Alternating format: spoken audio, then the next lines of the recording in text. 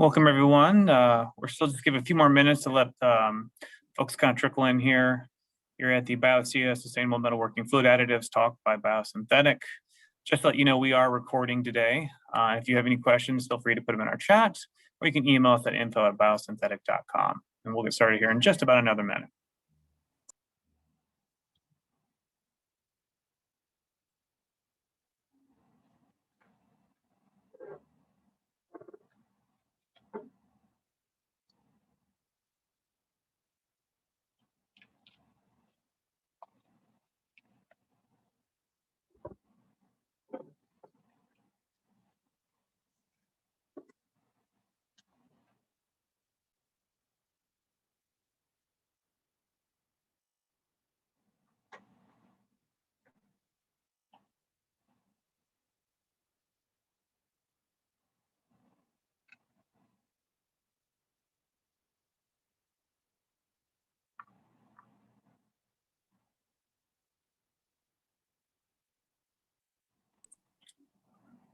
All right, we'll go ahead and get started here. So thank you for attending Biosea Sustainable Metalworking Fluid Additives talk, sponsored by Biosynthetic Technologies.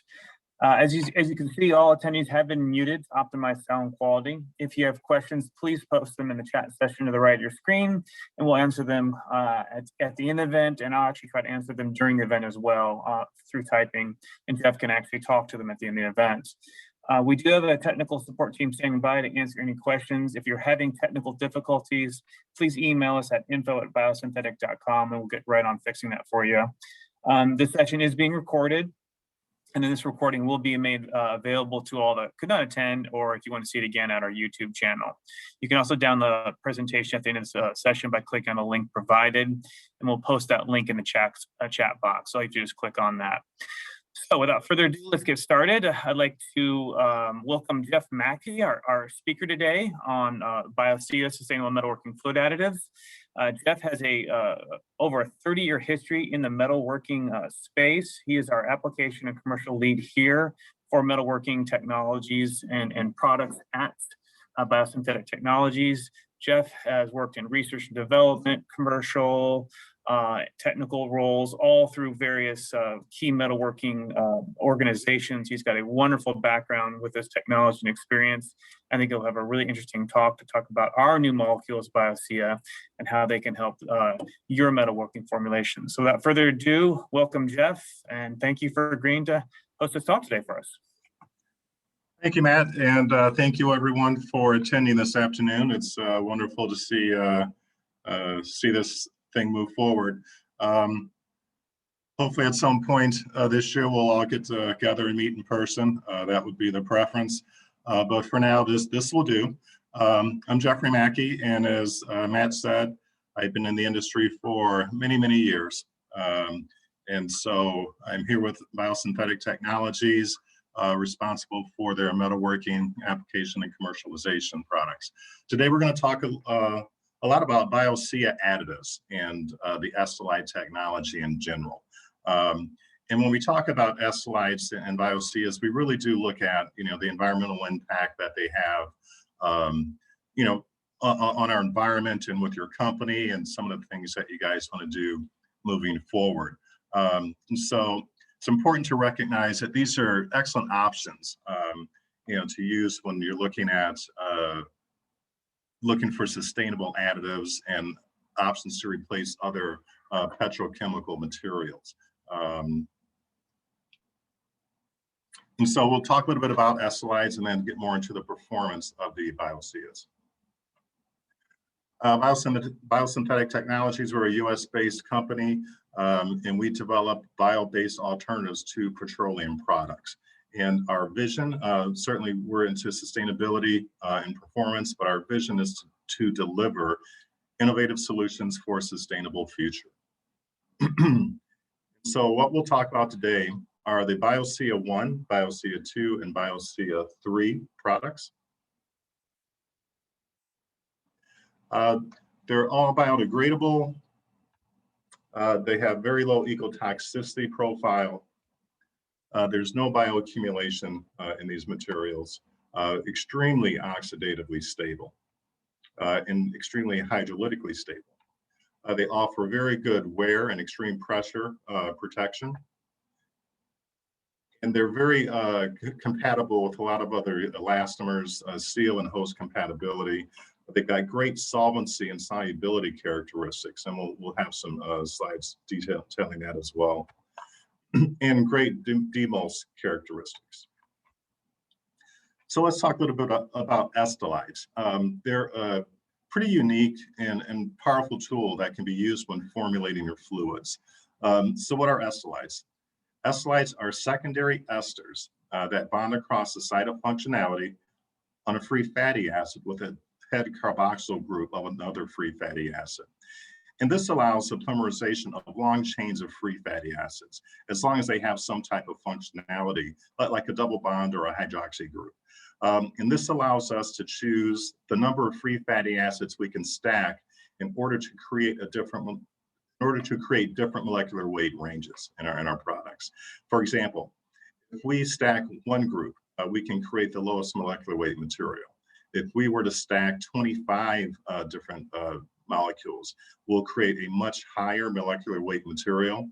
And so what's nice is estolides, they solve this inherent problem that traditional bio-based materials have, and that because of the secondary ester bond versus a primary ester bond, primary ester bonds are horrible for a hydrolytic instability. For example, like in a neat oil, the presence of water can have a horrible effect on performance. It can create instability of the oil, create sludges and varnishes. And since estolide bonds are secondary esters and sterically hindered, this allows them to have exceptional hydrolytic stability, and they work well with applications where other bio-based materials are challenged. You know, in addition to all of that, they really do have a good viscosity index, very good in polarity, and we'll go through some of that data as well. So let's look at a couple of the general specifications. As you can see, the viscosity ranges anywhere between 4.7 centistokes and 78 centistokes. And they have very good VIs, very good low pour points, high flash points, very low acid numbers, which is really nice when you're working with these types of chemistries. Very low in water and moisture, good noic volatility, and very good shear stability. And one of the things we like about the estolides is when we talk about biodegradation of these materials. And just to kind of quick review what biodegradation means, there are really four classes of biodegradation: readily biodegradable, ultimately, inherently, and non-biodegradable. And the criteria is, in order for something to be readily biodegradable, it's got to biodegrade greater than 60% within 28 days, with the caveat being it has to degrade that 60% within a 10-day window. In order for it to be classified as ultimately biodegradable, same standards, greater than 60% in 28 days, but there's no window. It just needs to biodegrade with over 60% in that 28-day time period. If something is considered inherently biodegradable, the standard is greater than 20%, but less than 60% degradation within a 28-day period. My slide moved. Took too long on that one. So let's look at quick at biodegradation. We did, in order to better understand this, and how these impact our environment, we did evaluate these under OECD 301 methods, where the biocontent was tested under the ASTM D6866 method. The bioaccumulation under OECD 107 and OECD 210, or I'm sorry, 201, 202, 203, and 209 standards. And as you can see, the estolides do surpass the benchmarks. And can be used in formulations to get you close to producing more environmentally friendly products. You know, so what does this mean? It means that estolides are safe for the environment in pretty much every way. So if your personal or corporate initiatives do include product safety and sustainability and product integrity, you certainly do have these options when you look at this estolide technology. And because they're not produced from petroleum sources, they really don't have a negative impact on our environment.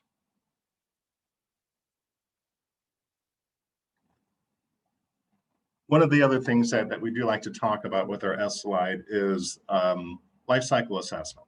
And so for us,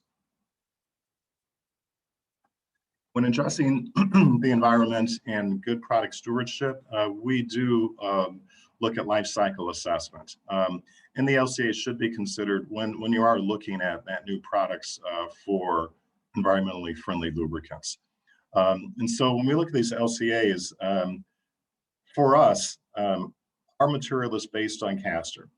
And so we really look at what's going on in India. And so for carbon footprint, if we look at this market, castor is harvested in a pretty difficult to farm environment. And so what it does offer in India is this socio and economical impact on the general population, because a lot of the farmers are doing this by hand. It's not like in the Midwest where you have a lot of machinery to do the farming. And so it really does help out the country economically. And so for general population, transportation effects, the spent crush is actually used to fire boilers. A lot of the facility is run on wind power. So, you know, in general, we really do can kind of have a great LCA profile. And in essence, you know, for every met ton of our estolide that's produced, we put back 9.16 tons of CO2 are absorbed back into the process. So our estolides are essentially a negative carbon footprint as they leave the facility in India. So if we look at some of the applications, the estolides really can cover a wide variety of lubricant type applications.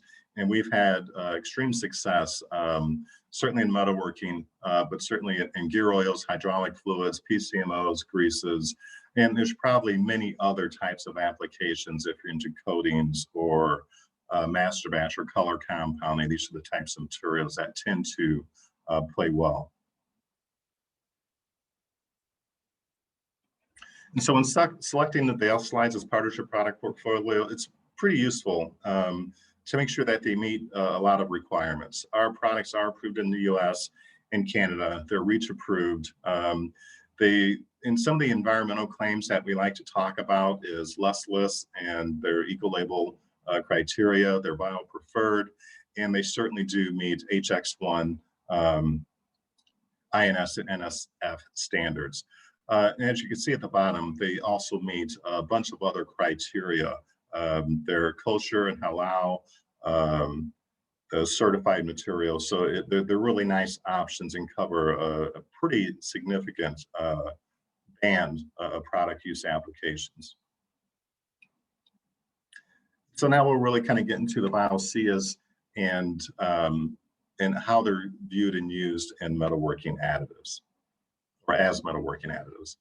And because our technology is patented, you know, some of the features and benefits, you know, they really do have unparalleled lubricity when compared against other esters or compounds in its class.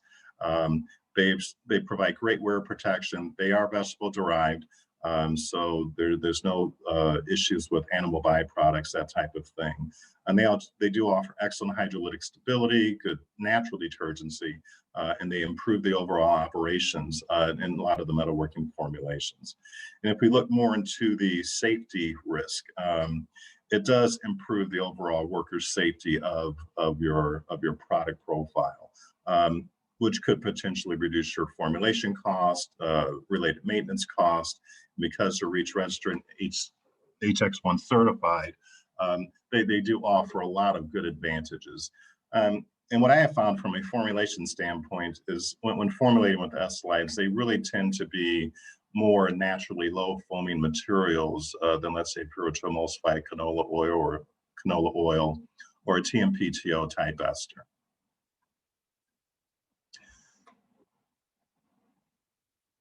And we kind of talked a little bit about this already. They're just very safe molecules, right? They're good for the environment, and they're very acceptable. And it's really something that our society is moving towards nowadays. And so, you know, we look at estolides or the Bioceas, and we have to ask ourselves, what good is this estolide if we don't have good performance characteristics? And so we did look at these in a lot of formulations, and start out, it was our intent, you know, to compare these to other bio-based compounds, petroleum-based stocks, PAGs, other diesters and simple esters, and even the very highly branched esters that are designed for use in similar applications. So moving forward, we'll touch on a lot of these things, including solvency, volatility, hydrolytic stability, oxidative stability, and everything else. One of the things that we did determine with our materials is that for skin sensitivity, since that is a pretty big concern for metalworking fluid manufacturers and the customers that they sell them to, the estolides are very gentle on the skin. And for a lot of the metalworking users, most of the time, the machine operators are pretty much covered in these fluids. There's a lot of misconcerns. But our estolides really show no signs of dermal irritation or allergic sensitization. And we've measured this through what they call the Cadre method. And it's a computation toxicological method, modeling method for skin sensitization. As I said, it safely determines the risk of skin sensitization concerns without requiring any animal testing. And this method is and has been approved by many other industries, including personal care, agricultural, you name it. It's just an easier method that is that doesn't utilize animals to confirm the testing. And so we look at the Bioceas and how we've kind of slated them for metalworking applications, where the Biocea 1 and 2, which are the lower molecular weight materials, are really ideal for general machining and cutting and grinding type fluids. They can be used in forming applications, whether it's laminations or something like that. But for the heavy forming type products, or when you really need higher molecular weight materials, the Biosea 3 is really the ideal candidate. And I did just want to throw in at the bottom, one of the other things we do offer based on castor are the polyracinoleic acid homopolymers. So if there's interest in there, we'll touch on that just briefly towards the end. And so when we look at Bioceas used as additives and metalworking fluids, we really kind of want to make sure we hit the marks that we're trying to. And for lubricity, film strength, anti-wear characteristics, increased in tool life, because the increased polarity, they're better performers. Hydrolytic stability, molecular weights are pretty average. But these are the things that we really did look at when we did compare these against pentaethers and other synthetic esters and, you know, your common TMPTO type esters. So first we'll talk a little bit about the solvency. You know, we first look at the solvency or the aniline points of the estolides, and we measure these through ASTM D611 method. And compared to other materials, estolides really do have excellent solvency, and it makes them very convenient to work with, and certainly when you're using complex formulations or blends with multiple additives. And those of you in metalworking know that this could be anywhere from 15 to 30 different components in one formulation. And so having an estolide backbone or even as an additive to help improve the solubility of these other additives really does make it ideal as a formulation tool. And as you can see on the graph, the Biosea 1 and Biosea 2 have very, very low aniline points. And you compare those to like a group 1 or group 2, it really does make sense to really look at these types of materials as adds in your product, not only for lubricity and performance, but also to help with the solubility of your other additive materials. And so I wanted to show this. This is some of the tests we did on solubility. And we took a PAO and an estolide, and we added a very polar additive to that. And as you can see, within the estolide side on the left, it really takes in this polar material, well, completely, where the PAO really doesn't do anything. And so we took the same experiment, and then to the PAO blend, we did top that with some estolide. It's the next one. Yeah, sorry about that. So what you'll see is the additive is insoluble until we do add some estolide to the mix. And it's a lot, it's about 20%, and we really just want to do this for effect. But as you can see, just the addition of the estolide allows that PAO to bring in completely the additive that was originally not soluble.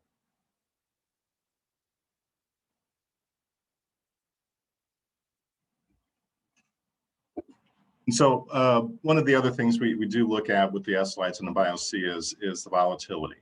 And because the volatility of our estolides are so low, and we did measure this under ASTM D5800, it really is idea to really address a lot of the concerns with volatile compounds. And obviously, we're not going to make a correlation as far as, the lower the VOC or the NOAC volatility, the less your product will mist. But there really is a pretty high indication that's likely true. So it's something that we encourage you to look at when looking at the estolides or the Bioceas, and some of the options to replace your other additives that really don't have such a great NOAC profile.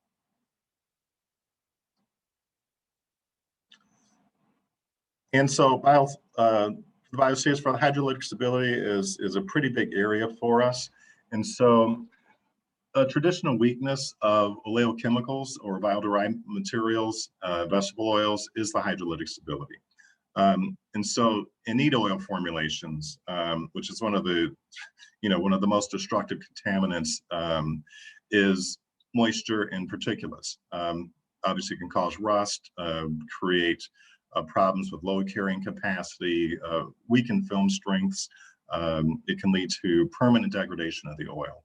And by nature, they absorb moisture from the atmosphere and are considered hygroscopic. And so because these esters readily pull in moisture, we look at the hydrolytic stability. And we're not surprised with the estolides because they really do have amazing hydrolytic stability. We tested this one under ASTM 2619, but we've modified the test from 48 hours to 144 hours just to try to really challenge the estolide bond. And so there's very little change in the acid value in the estolide, and in the presence of water, it does not break down quickly to form the free fatty acids, similar to what, and they behave similar to what a PAO or a bright stock would behave. Not to say the estolides will break down over time, but it's certainly going to be much, much longer than your traditional vegetable oils or oil-based materials. And so under ASTM 2619, we did measure the acidity of the water after the 144 hours. And as you can see, the acidity of the water itself is actually quite low. So it really does kind of support how hydrolytically stable the Bioceas and the estolides tend to be. And so we did take this a step further. We created what we call a hydrolytic stability torture test of sorts. And so what we did, we measured a change in the acid number over time, versus traditional esters that are hydrolytically unstable. And again, estolides behave similar to PAGs and PAOs and group 3s. It's dramatically reduced. And so when we look at this, the traditional esters under these conditions, this is what we would expect from these types of materials. And what is nice to see, Biosea 1, 2, and 3 really do have amazing hydrolytic stability, very low acid values, even after a test of this magnitude.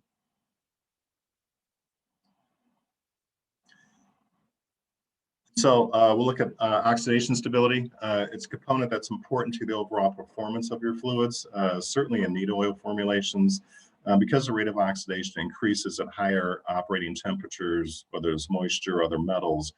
This increase can reduce the fluid life, it will reduce the fluid life of your finished fluid. And it's going to create a lot of sludge and varnish. And so we ran these oxidation tests under ASTM D2272, and we compared this against other traditional lubricants. And estolides show improvement in their oxidation stability. And this improvement certainly will minimize the level or the need for antioxidants that you would generally formulate into a vegetable-based oil, because obviously the vegetable oils will oxidize quite rapidly. And so there could be a huge cost advantage and certainly a need to reduce the use of other additives in your formulations. And so, generally speaking, when you compare these, when compared to other oils and other esters, the lack of our double bond produces a very good result and makes these products very oxidatively stable.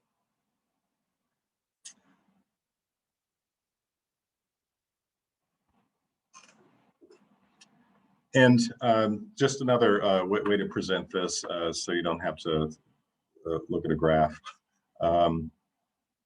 We do see, we did use additives. We used a phenolic and an aminic antioxidant, and we did it with and without. And even without the use of antioxidants, you can see that the oxidative stability of the RPVOT is still quite good at over 240 minutes.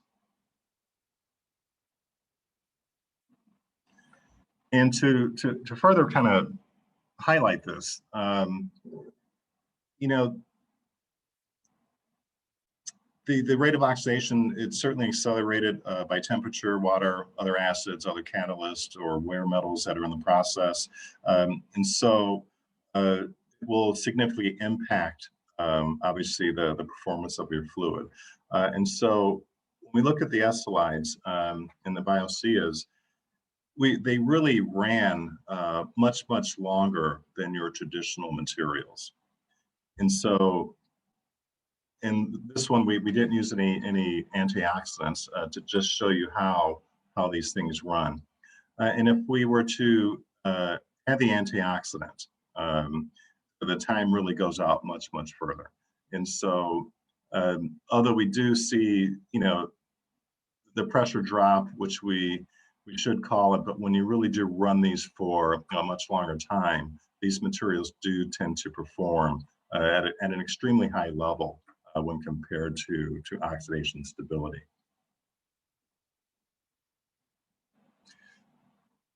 And obviously some of the benefits that we have seen when we look at oxidation stability, if you look at these formulations where we've introduced the estolide versus another complex ester, we tend to increase the RPVOT data and upwards of 25 to 35%. And so that really does hopefully give you a better idea of just how these things really do impact oxidation and oxidation stability in your formulations. So when we really begin to look at wear performance, we ran 4-ball wear, and we used our higher molecular weight, our Biosea 3 in this test, and we compared these against PAOs, bright stocks, and other naphtenic base oils, all of similar high viscosities.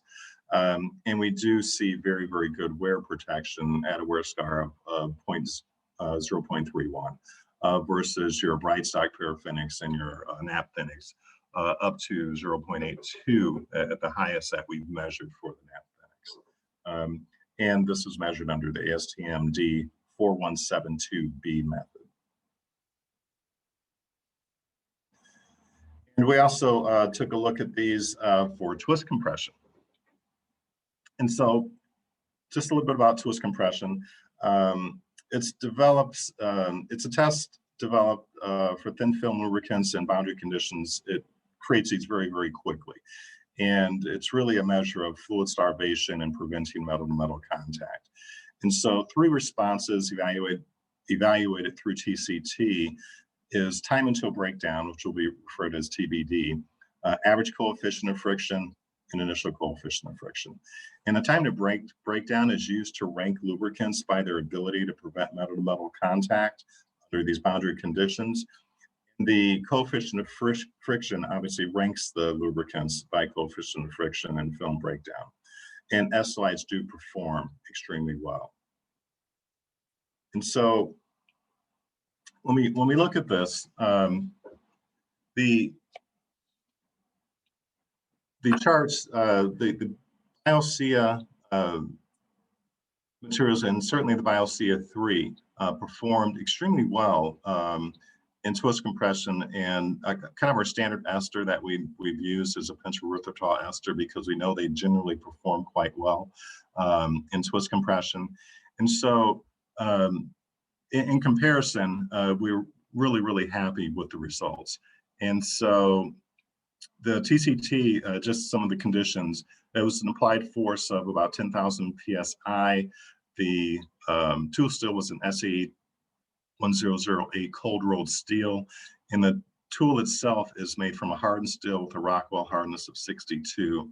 The surface being lapped smooth, obviously to prevent any surface disparities or irregularities in the surface.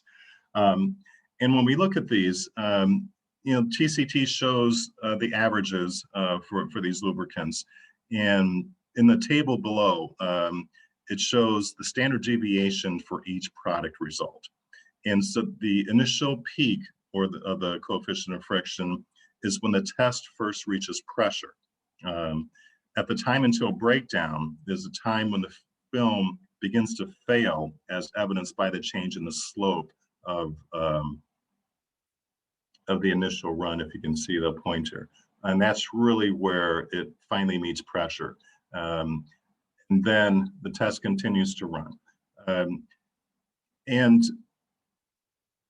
we compare these lubricants' ability to survive boundary and lubricant starvation without having the metal-to-metal contact or the galling. And so the average coefficient of friction, it's averaged between when the test first reaches full pressure until the fluid is actually breaks down and there's actual metal-to-metal contact. And so as a summary, we overlay the coefficient of friction versus time, and all the repeats for a given lubricants are collected in this data set. And as such, it's not unusual to generate some outliers, but when this occurs, because we collected all the data, it does kind of balance itself out. And so again, when we look at a collection of all this data, and we assign this friction factor, the combination shows that the higher number the better, that the estolides do perform well under all the criteria as the test is measured for lubricity.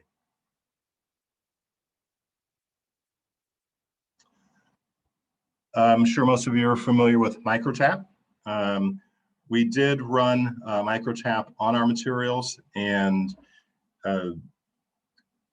we ran it on 1018 steel and 6061 aluminum using an M6 tap. We tested these formulations against what I would consider a heavy-duty, high oil-containing semi-synthetic that contains a phosphate ester. And on steel, there is a general improvement, and the formulation contained 15% of estolide or Biocea 2. I did increase the amount to 45% to make more of a higher oil type semi-synthetic, and then I used the lowest molecular weight estolide in another formulation. And as you can see on steel, the percent efficiency is nice. Nothing mind-blowing about this data, except that it is on par with what is considered to be a higher performing semi-synthetic that contains an extreme pressure additive.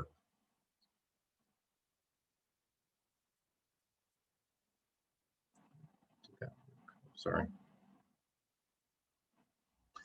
And when we look at the same formulations on aluminum, and I apologize, there's an error in this graph. It was Biosea 2 on the first one for the other semi-synthetic. And compared to an aluminum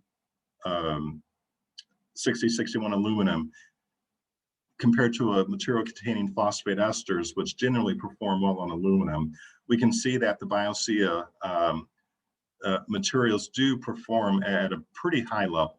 And certainly, the higher treat, or the 45%, does perform much better in efficiency and offers a lower torque. What I am still investigating is the last one. These tests were rerun 3 times, and we got the same result with this particular formulation. And I would say that the emulsion for this was more of a milkier emulsion and not a translucent type emulsion. So we think this is where we're seeing this effect, which either way, it's good, right? Because the emulsions are still very, very stable in the testing. I did want to include a little bit about demulcibility. And certainly if you're using the Bioceas in more of a neat oil application, obviously we know how we don't like water getting in these products, and we want to make sure that, first we need to make sure that this works, okay. Where we added material to the estolide, mixed it at a very high rate. And as you can see on the left, the estolide does separate the material very, very quickly, where the PAO tends to, not do so well. And as you can see, there's water that's been collected in the top layer and just a murkiness or cloudiness in the bottom layer.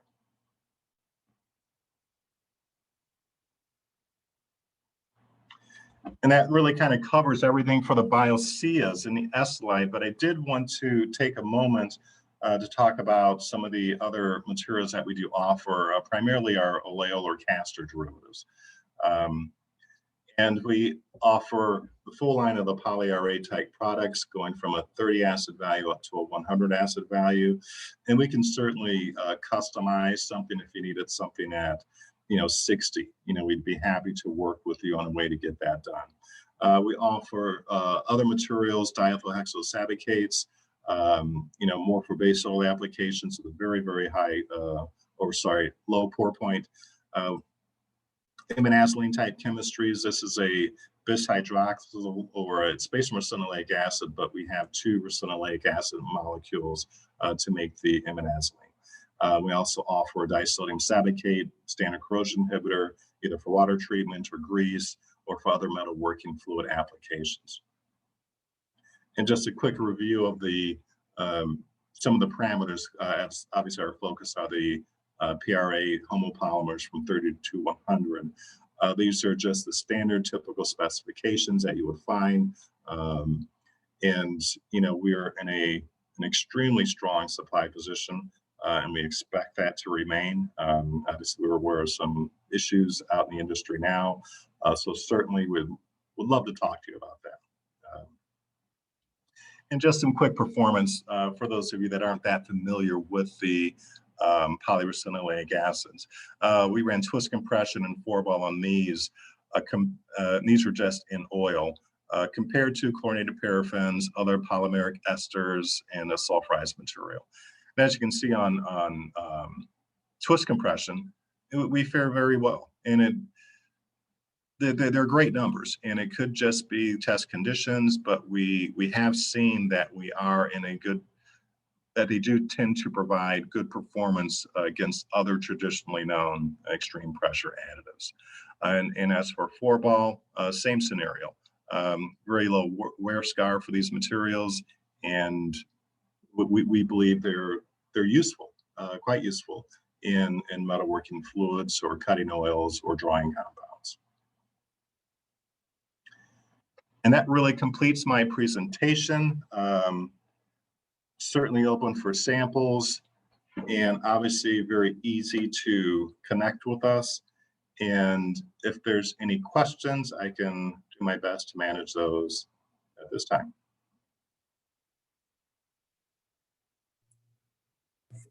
Thanks, Jeff. There were a couple questions in the chat that we've kind of talked a little bit about, or some were around oxidative stability.